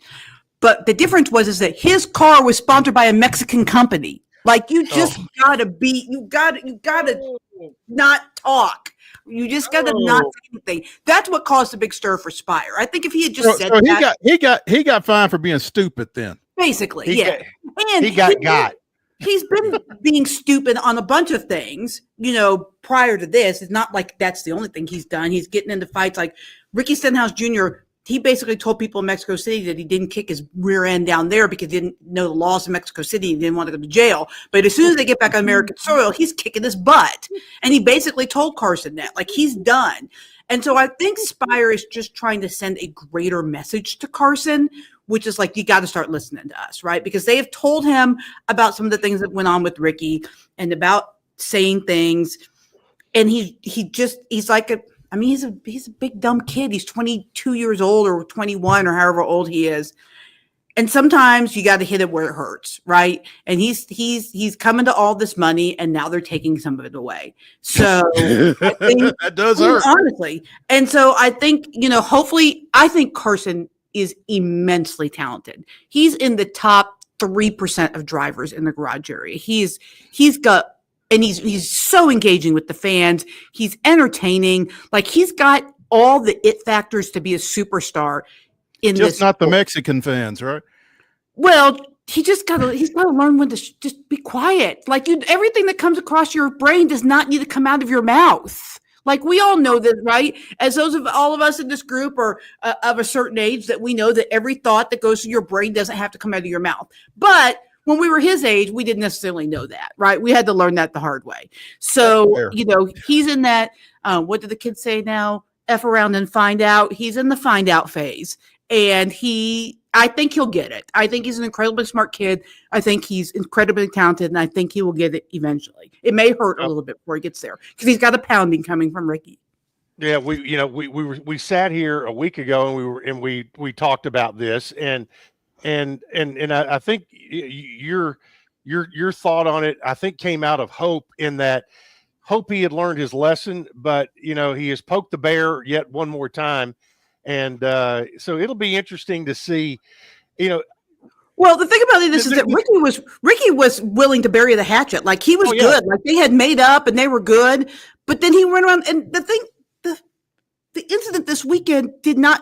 First of all, I don't think it was on purpose, but it didn't need to happen. Like, one of the things he's got to learn is that if you're 2 laps or 3 laps or wherever it was from the end of the race, and you're lap down and you're racing lap cars, and it's not the leader, like, they're not trying to put you a lap down or another lap down, you do not have to race them hard. You can let them go. That's not for position. It doesn't mean anything. And by driving hard into that corner and making a mistake and taking out a car that was on the lead lap, that was racing other people for position, that just pisses people off. It just makes them mad at you, and they're going to race you hard. Carl Edwards told a great story. And Daniel tried to retold it on the radio yesterday when I was listening to Sirius XM radio, where he got into it with Mark Martin. And so he went to Mark Martin. He's like, "Why are you racing me like that, dude? What is your problem?" And Mark was like, "I'm racing you the way you raced me. Like, and I'm going to race you that way until you decide that you're not going to race everybody else that way. Like, it just can't be all take." And I think every kid has to kind of go through that. Ross Chastain, we all know, famously has gone through that. Kyle Busch. The Busch brothers, yeah. I mean, you have to learn it can't be all take. There has to be some give, especially when taking doesn't net you anything. Like, why Carson was doing that, I'll never understand, because it didn't mean anything to him. That spot meant nothing to him. Yeah. Now, and the thing is, we all love a good storyline in NASCAR racing, and we certainly have one here. But the sad thing, this kind of is almost like it's almost like the NFL draft, where Cam Ward was the least talked about number 1 draft pick. Shane Van Gisbergen may be the least talked about dominating performer to win. It was what the most dominate, or the biggest margin of victory since 2009, something like that. Yeah, something like that. Time. 16 seconds. But we're in the time of the year that is going to be good to SVG. And man, did Trackhouse have a great weekend with him, and just a magical story on Saturday with Daniel Suarez winning in Mexico City. That was just awesome. Well, I mean, first of all, we all expected this from SVG, right? If he hadn't come out and done this at least once on the road course this year, I think that would have been a bigger story. Like, we expected this is coming. And a lot of people have been complaining about SVG now making the playoffs with 1 win. But who's to say he's only going to have 1 win? Like, I fully expect him to win either at Sonoma or the Chicago Street Race or Watkins Glen. Like, I fully expect that to happen. He might even win at Pocono, because Pocono's got a lot of characteristics of road courses as well, with the shifting and thus force. I mean, I think boring track on the circuit. Pocono, yeah, it's kind of rough. But I don't know. In the next gen car, is it though? Because Martinsville and Phoenix are kind of rough in the next gen. Yeah. And I hate having Phoenix even in the mix because just of the layout of in the championship race. But did you happen to catch Marty Snyder's interview with SVG at the end of the race? Maybe the quote of the year when he was talking about not feeling well. Mo, I don't know if you saw this or not, but I did not. He had been ill and leading up to the race. He said he was quote unquote leaking out of both holes. and never slowed down. And what made it great too is in that New Zealand accent. It sounds so proper. It's not like it was. It sounded like he wasn't saying anything bad when he was. Right. It was great. Right. I mean, it's not like it was like Dale Jr. saying it, which would probably sound dirty with that thick North Carolina accent. With SVG, it was like talking about having a cup of tea. I mean, he's great. He's such a mystery. Like, he's very purposefully guarded about anything non-racing that it's really hard to get stuff out of him. But when you do get little gems like that, it's great because he really does have a fun personality. Like, he's a fun dude to be around, but it's all business. Like, there's never any personal crossover between his personal life and his racing. You'll find very little about him. And he wants it that way. And he's getting better on the ovals.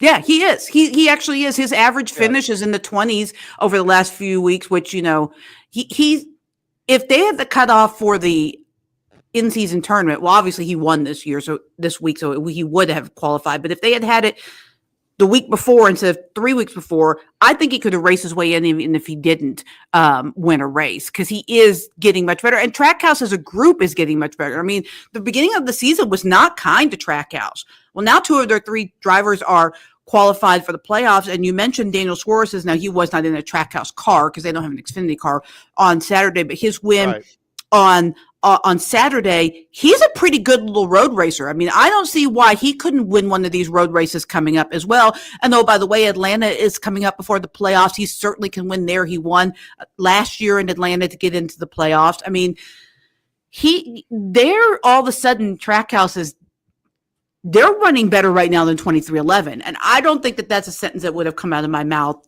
And they're running better than Bluesky is right now too. Yeah, but there's a little bit of ebbs and flows with Penske, and I wouldn't be surprised if they're trying some things for the playoffs here and there. Because Blaney, he needed to win, and he won when he needed to win. I wouldn't be surprised if there's some stuff going on there where they're tweaking on some things.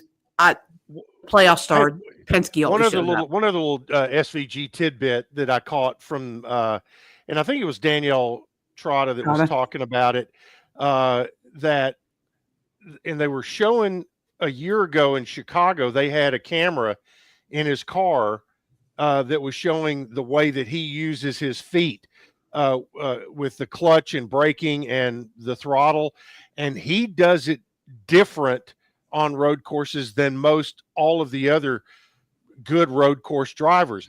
Well, people were studying that film so much that this year Trackhouse said, no, we're not going to let you put a camera back in that part of the car showing how he operates it with his feet on the clutch, brake, and throttle, which that's kind of almost industry secret kind of stuff. But they talk about all of the supercar racing he did in Australia, that he developed this technique of how he uses his clutch within his braking that has really given him it's given him an advantage getting through corners. So and everybody was studying that. I mean, it was one of the great funny quotes from Corey LaJoie last year, where he talked about he would watch SVG feet video. I don't know if you ever heard that quote, but it was really funny. But I mean, it's just that good. Like, he's just that good on the brake, clutch, and accelerator that, I mean, people were absolutely studying it, trying to figure out what he was doing to get an advantage. And so, yeah, I'm not surprised at all that they eliminated that camera. Okay, here's the question. Is Mexico City going to be back on the schedule? Eventually, Carson Hocevar said no. No, I think Carson is good now with Mexico City. At some point, yes. Next year, NASCAR didn't really want to commit to that. There's a lot of logistical things that go into traveling to a different country. Boy, From they what had some I've heard- challenges with that this year too. Right. And you're going to always. I mean, Right. anyone that's traveled internationally knows that it very rarely goes smooth. It's my understanding that they really, really want to go to Montreal, and that Montreal would have been their first choice this year, but logistically they couldn't make it work. So I still think that they are holding out hope next year to maybe go to Montreal. Because I think, one of the things that became clear over the weekend is that if we want to do this, there's going to need to be an off weekend either before or after. Well, right now NASCAR only has one more off weekend. And they're trying to run, 38 races in 40 weeks. I don't know. And one of those races, you've got the All-Star race and some other things in there, the Clash, whatever. I don't know that logistically they can get that off weekend. The report came out today that NASCAR is pretty close to putting a race in a street race, moving it from, well, not necessarily moving it, but putting a street race in San Diego because they really want to be in Southern California. So if you're going to San Diego, are you going to go to Mexico too? Are you going to go to Chicago too? There was also a report today that said thinking about putting a race in somewhere in Pennsylvania, I think in the Philly area. Okay, what does that mean for Pocono? Are you going to do 3 street races? I don't know. And Mexico City is a closed track that just they open it up and kind of looks like a street race, but it is technically a closed track. But I don't know. Those are all questions that NASCAR hasn't answered. So I think the schedule next year could look very different. I think they will eventually go back to Mexico City because there's absolutely a benefit. I don't know if it'll be next year. Gotcha.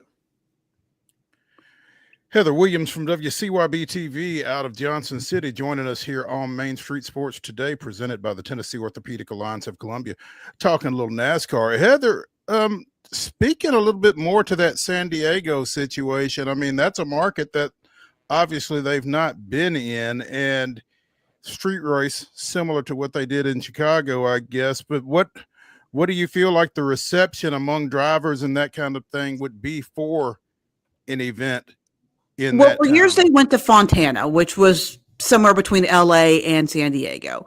And and that track, they were going to make a short track. It's half torn down. It's so sad now. It is really sad. Now that the next gen car, I don't know that anyone's super excited about a short track because it doesn't race that good. People kind of wish they still had Auto Club Speedway, which is the track in Fontana back. But they really want to be in Southern California. Like they didn't worry about it when they were doing the Clash at the Coliseum, but when that ran its course and is now moved to Bowman Gray, they're not. The only time they go to California is the one trip they make a year to Sonoma. And they really want to be in the southern part of California. So it makes sense to do a street course race there. So I think drivers really enjoy going to California other than the travel. If they did it, I'm sure it would be a part of the West Coast swing where they spend 3 weeks out there. It used to be California, Phoenix, Vegas. Now it's just Phoenix and Vegas for right now. And it also gives them another track that they can go to early in the year weather-wise, because that's a challenge for NASCAR. I mean, they're considering Bristol and Martinsville as southern tracks, which I've been at Martinsville when it snowed. I've been at Bristol when it snowed. Not too long ago, the Martinsville race got postponed by snow because it snowed like 3 inches. So the more southern markets they can get into for early in the season. So especially now that Homestead is not an early season track because they're going to move the championship there and they're going to keep it in the playoffs from what I understand, all the championship tracks. So this year they went to Homestead early on. That won't be an option next year. So I think that market is very important for NASCAR. And I think the drivers, I mean, who wouldn't love a trip to San Diego? Yeah, exactly. Yeah. Now this week at Pocono, like I said, not my favorite track. Television does not do Pocono justice. The long straightaways just look slow on TV. But they're not slow. And they're not at all. And it's probably the most challenging track for crew chiefs and drivers because they have 3 corners. They are completely different. 3 straightaways are completely different. And it's almost impossible to set your car up to be happy on all three corners and all three straightaways. You have to be happy on two of them and good enough on the other. And that makes that's usually who wins. Shortening that race is the smartest thing that NASCAR ever did. Making only one weekend is the next smartest thing they ever did. Nothing against the great people in Pennsylvania. There are some great race fans there, but it's just not the kind of track that generates the type of racing that warrants more than one weekend. And it certainly doesn't warrant 500 miles. Oh my God, we were doing that. I don't know what we were doing. Yeah. I did want to mention, there was a tweet, this is from Mo, to Spire put out today. And I retweeted it because it's my favorite tweet of the week. They tweeted for the track, Pocono. Its nickname is the Tricky Triangle. So they tweeted out, "This race is my recital. I think it's very vital." Yes. Nice. Very Isn't nice. Whoever's running Spire's socials needs a raise for that. I know. I said, I think the admin is my new best friend, is what I tweeted with that. I like that. I might have to go and find that and retweet it myself. Yeah, What's their that's pretty handle? great. I think it's just at Spire Motorsports. Nice. Heather Williams with WCYB-TV out of Johnson City joining us here on Main Street Sports today. Heather, before we let you go, we got to ask you how you feeling about Trey Smith being in mandatory minicamp after being franchised. I mean, how could I not feel good about it? He's one of like three proven offensive linemen we have. We need them all there.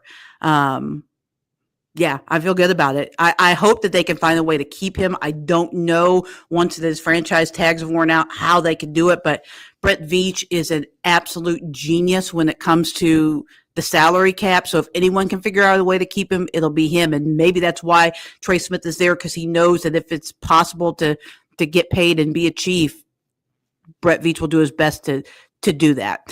I did want to mention one thing before we go, because I think that NASCAR fans need to know more about him, and he was a friend of mine. But Truck Series driver Charlie Henderson died on Saturday. The team is based in Abingdon, Virginia, which is outside of Bristol. He is the second longest, or was. His team is the second longest, oldest team in NASCAR, behind the Wood brothers, that's still active today. And I've done a couple stories on that you can find on the News 5 YouTube page. But I just want people to know about him, because I don't think people know enough about Charlie and what he's done for the sport and how long he's been around the sport. So I just wanted to share that so that people could learn a little bit more about Charlie. I've known him for 10 years since I lived here. The people at Henderson Motorsports have been very good to me. They've been very helpful in all the NASCAR things that I've got going on. And their crew chief comes on my podcast, and they've been very good to me, and Charlie specifically has been very good to me, and I was very sad about his passing. So now I've kind of made it my mission to let everybody know everything that I possibly do, and to get to know Charlie, because he is a really important part of this sport's history. Absolutely. And one real quick note, speaking of the Truck Series, happy birthday to Duke Thorson, the patriarch of ThorSport Racing, and so today's his birthday. So there you go. Truck Series doesn't get enough love. It's great racing. If you just want to watch Truck something Series that's is awesome, if you want to watch something that's the closest to your local short track, that's the Truck Series for sure. Yep, absolutely. Again, I think I'm just going to have Chip come in on Wednesdays and let the two of y'all handle this segment. Look, that video, that picture right there, that's Charlie. And that picture makes me so sad. I was there at their race shop when they announced that Parker Kligerman was coming back to drive for them this year. And I was taking video of him because I was actually working on a documentary on Charlie, which I didn't get to finish, obviously. And I'm going to try to find a way to finish it without him. But I was taking video of him, and he walked out, and in that picture where he's looking at me, he's like, "See you later, Heather." And I was like, "See you later, Charlie." And that's literally the last time I ever saw Charlie. Oh my goodness.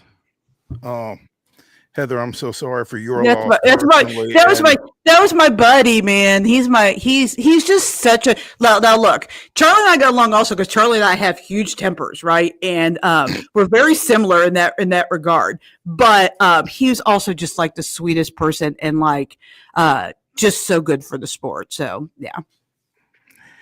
We appreciate you sharing that with our audience and appreciate you always and look forward to having you back on next Wednesday to talk a little more NASCAR. Yeah, Heather Williams let's do from it. WCYB-TV. Yeah, next Tuesday we're going to get another look at the track out at the Speedway, or the field progression at the Speedway, so we can talk about that for sure. Oh, there we go. There we go. We might have to bring Chip back again. Yeah. There we go. Heather, It's like I'm coming here every Wednesday. Chip and Heather. We'll just call it the Chip and Heather segment and go from there. That's it. Thank you. See you guys. See you. All right. Let's take a break and let's get to the final segment of Wild and Wacky Wednesday here on Main Street Sports Today, presented by the Tennessee Orthopedic Alliance of Columbia. It is Wild and Wacky Wednesday. Chip and I will bring you the weirdest, wildest, wackiest, and most wondrous stories from across the globe. Stay tuned.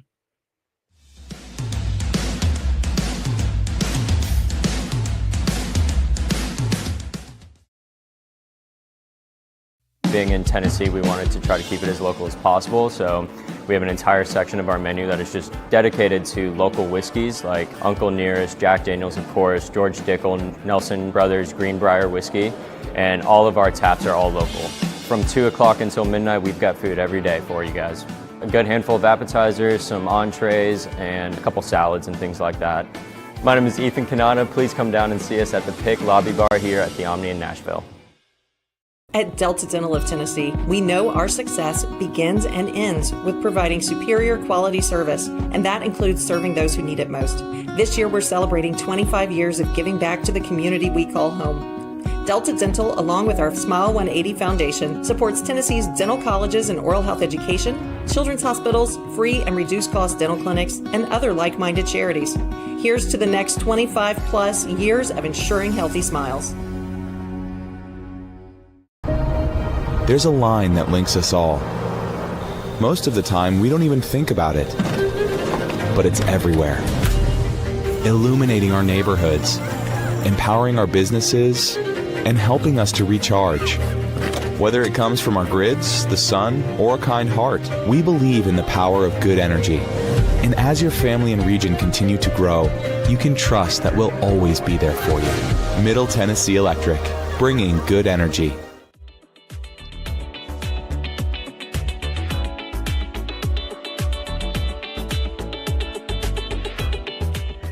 It is the final segment of Wild and Wacky Wednesday here on Main Street Sports Today, presented by the Tennessee Orthopedic Alliance of Columbia. That's Chip Walters sitting in Wade Neely's seat.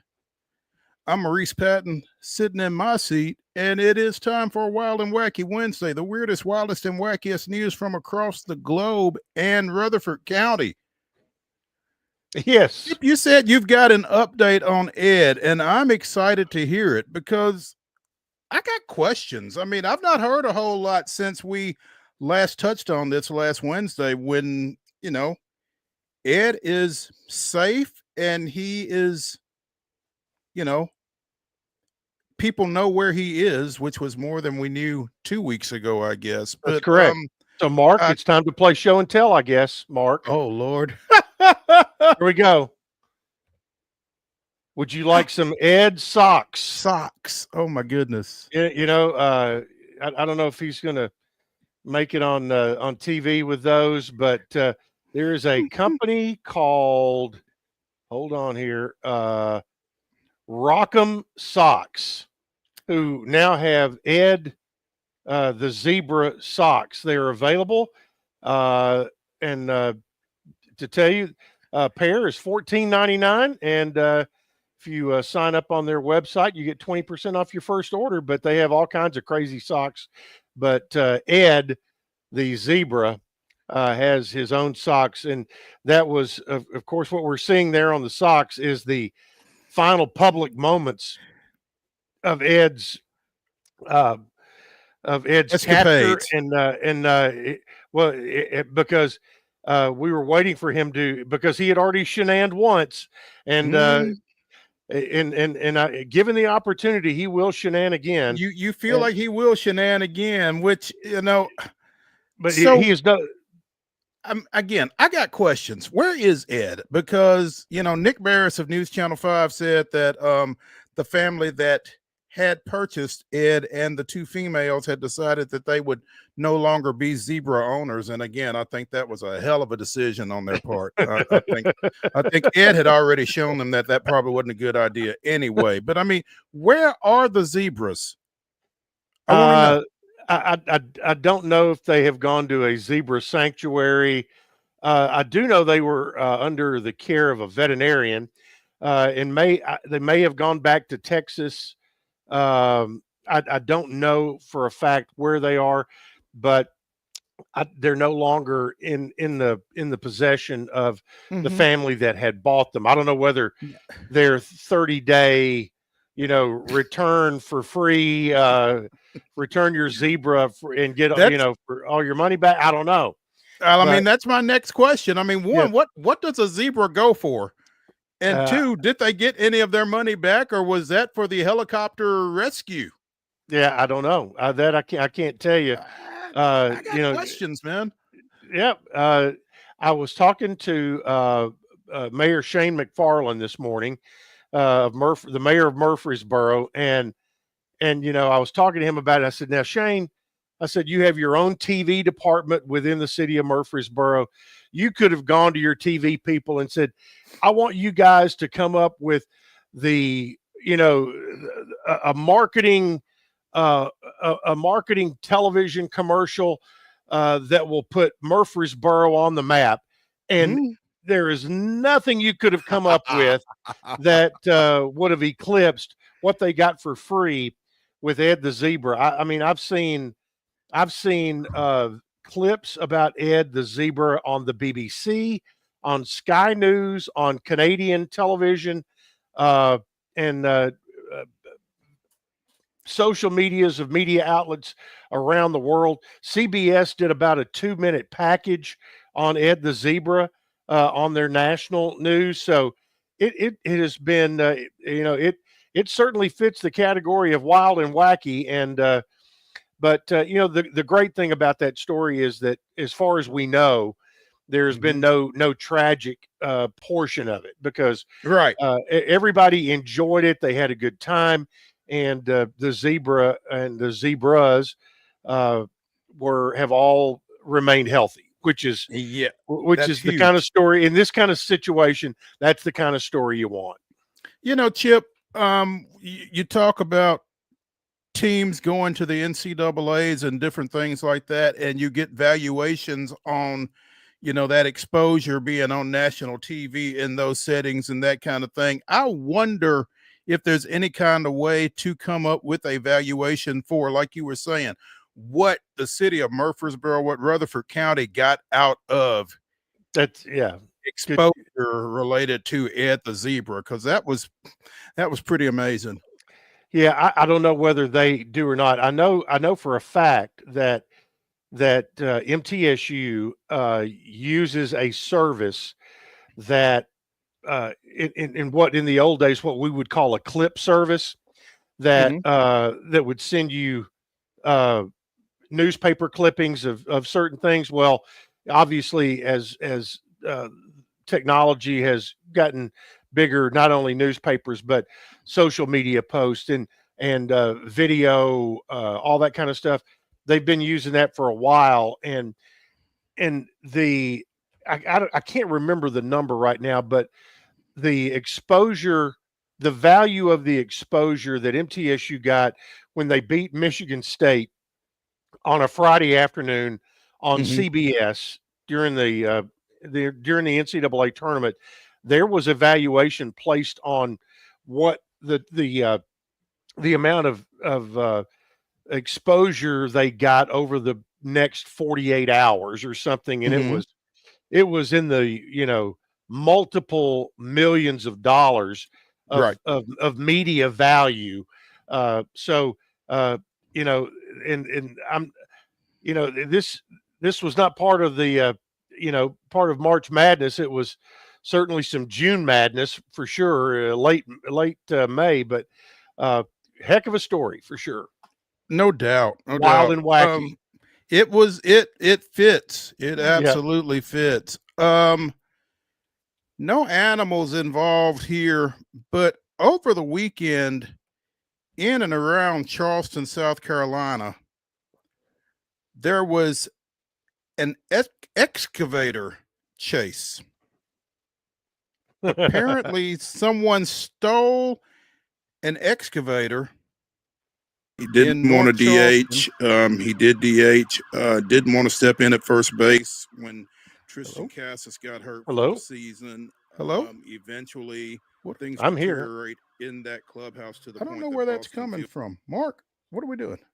Oh, there we go. That was a replay from earlier today, but the chase reached speeds of 3 miles an hour.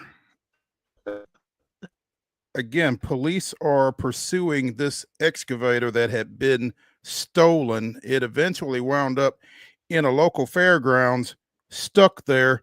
The driver tried to run off on foot and was eventually caught, charged with failure to stop for a blue light and 2 counts of malicious injury to real property. I don't know what he had in mind to do with this excavator had police not intervened, but I've seen stories in the past of people who have stolen road graders, bulldozers, tractors, items that are not known for their speed necessarily, and again, it's kind of crazy because it's one of those things that they almost always end up catching the rapscallion who has gotten away with the heavy equipment. That being said, speaking of slow chases, where were you 30 years ago last night?